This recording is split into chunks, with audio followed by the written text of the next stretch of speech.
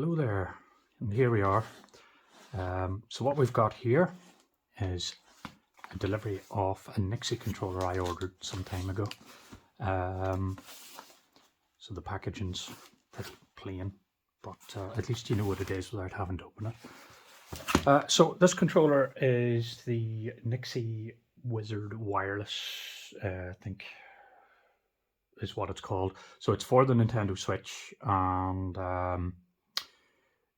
I normally would never bother with third-party controllers, and usually never does a product jump out at me straight away. But when I saw this and saw the hardware information on it, I decided to take a chance on it right away because it's pretty much the controller I've always wanted, which is a Wavebird style controller with proper analog sticks. So this controller comes with Hall effect sensors, so it basically means it's impossible for the sticks to ever to develop drift because there's no friction involved whenever you're moving direction or pushing any pressure on the stick. So, and as I say, it's a Wavebird design. It's also designed to slide onto the rails of the Joy-Con of the Switch to act as connected controllers, or they can be removed for Joy-Cons. Now, I believe they're fully feature rich. They've got the gyroscopic sensors, HD rumble, all that.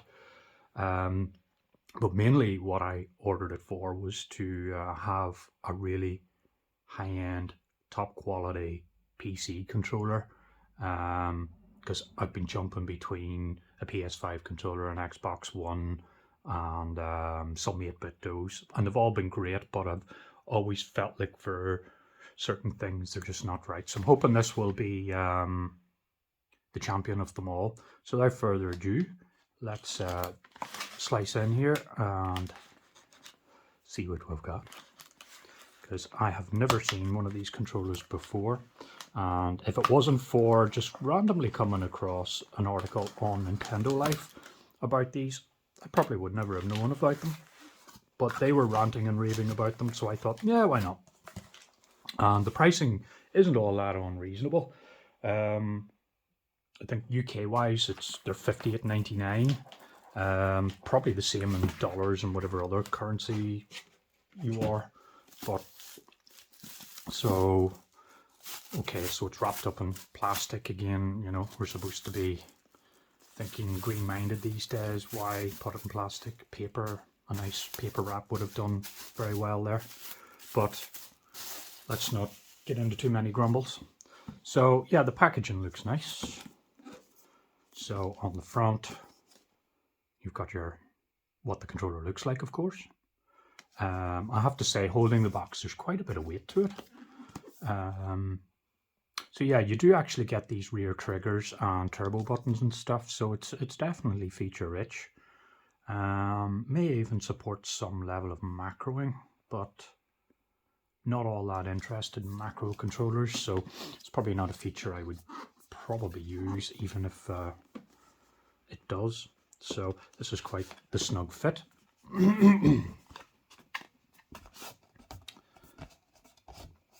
Yeah, definitely hugs on there.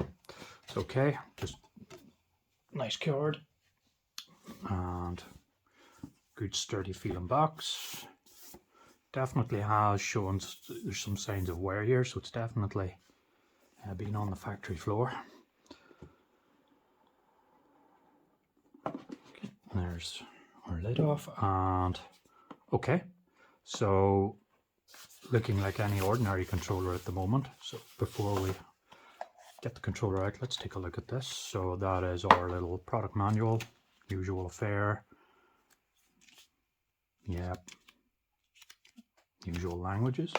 Pack accessories, not sure what actually comes with it. I'd imagine it'll be a Type-C cable for charging. Yeah, rather cheap looking USB Type-C, has that plasticky low quality feel there. Oh yes, and these are some of the stick covers. They're interchangeable, so I think the ones that are on by default replicates the GameCube style, where it's hexagonal, if I'm thinking of the shape correctly. But if you don't like that, then you can fit these circular ones on to make it feel like a more modern controller, but that won't bother me as I am a massive fan of the GameCube controller design, hence why I ordered the thing. So let's have a look at the controller itself. Oh, let's just set that down. Oh gosh, yes. That does feel very good. Yeah, the plastics feel decent. Has a decent feel overall.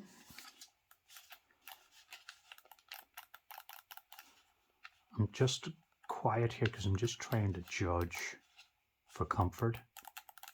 I actually like, because I've quite large hands and a lot of controllers are too small for me.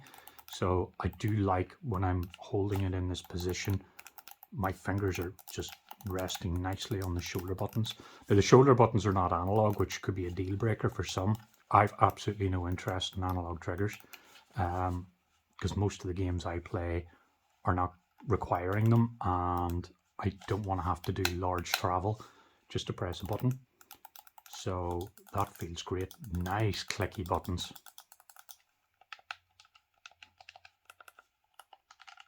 So yeah, the sticks feel very nice. The D-pad's actually better than I was expecting. These are our turbo buttons.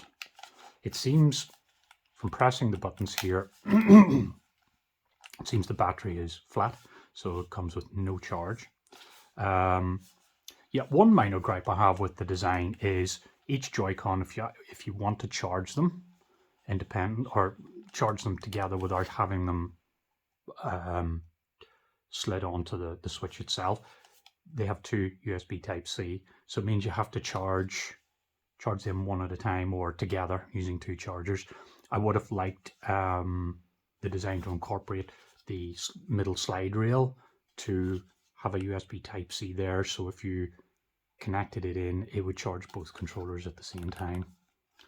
So, but yeah, this definitely does appear to be dead. So no charge, which, okay, that isn't a deal breaker right away, but the only thing I'd be concerned about there is if these were lying in a warehouse shelf for 6+ months, it may affect the overall battery health.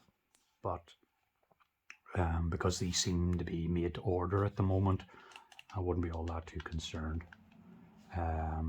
But yeah, so let's see. I haven't looked at the instruction manual. I'm assuming it's going to be like the Switch Joy-Cons. You press this in and yeah, slides off. Hold that one in and that slides off. So basically this is just a hunk of plastic to hold the two together. And as I say, it would have been nice if this had more of a purpose and that had a little bit of circuitry in here with a USB Type-C, so it would charge both controllers together. But that minor grumble aside, yeah, pretty much the same situation as any Joy-Con. Let's try and just see how easy it is to remove this. Now, I haven't looked at the manual to see how it's done. I would imagine it's going to be counterclockwise. No, doesn't seem to be doing much there, so let's just consult the manual rather than being an ignoramus and damaging the thing. Okay. Location schematic. So it is an anti-clockwise rotation. There's no lock clips that I need to press. Okay, counterclockwise, off, this, that, and the other. Okay, so it's just probably because they're new. It feels very stiff. And of course, I haven't cut my fingernails, so it's hard to get a grip. Anyway, I'll not worry about it. I'm sure there's a knack to it, and I'll figure it out later. So I have my Switch here. So I'm just going to pull my Joy-Cons off for now. Let's slide this on. And let's... Oh gosh. That really adds some mass. Now, I am not a portable gamer. I never enjoy playing in portable mode or playing with any handhelds. And it's mainly because my hands are too big for a handheld, and therefore I get hand cramp, and it also induces bad posture in my back, and I get a very sore neck and a uncomfortable upper back. So I'm 99% TV play, and I have to say, holding it like this, it feels great. So yeah, there's some lights that lit up, so it's obviously now charging direct off the switch. So let's try and power it on. And there we go, instantly paired it seems. Yep, so paired all together. So currently just started Metroid Prime Remastered last night and blown away. So I played a few hours, and we'll use this as a basis for how good the controllers feel.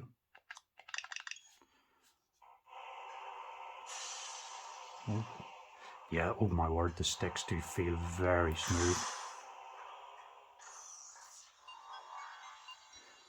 Sorry if we're getting glare on the camera.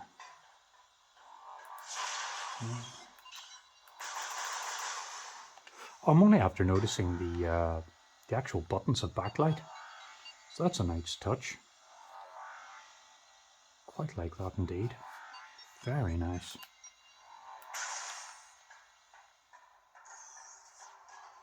Sorry. Let's go down here.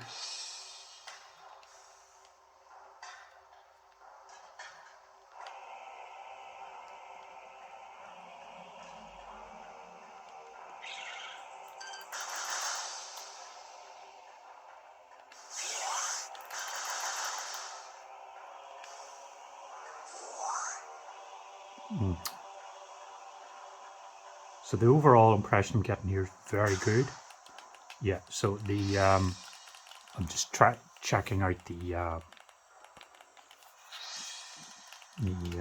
buttons here on the back, and they don't do anything by default, which is what I expected, so that is fine.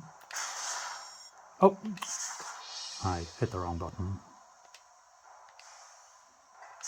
Actually, oh yeah, see, for whatever reason I keep instinctively thinking this would be missile, but missile is bound to the R trigger by default. So let's go around here. Oh yes, glad to see more of these. Oh, don't die, like, oh my, oh for goodness sake.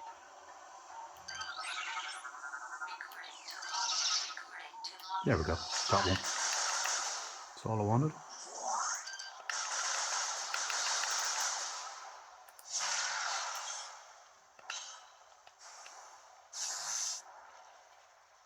And yeah, I think that'll more or less do. That has given me a very nice impression of what to expect from this. So, but what I will do later is, well, first I'll get everything charged up just to get the batteries charged, and then I will try it out on the PC for a bit of fun and see how it goes. So yeah, I hope this was somewhat informative. But if you have any questions or anything at all, just let me know and I'll see what I can do for answering. Okay, so goodbye for now.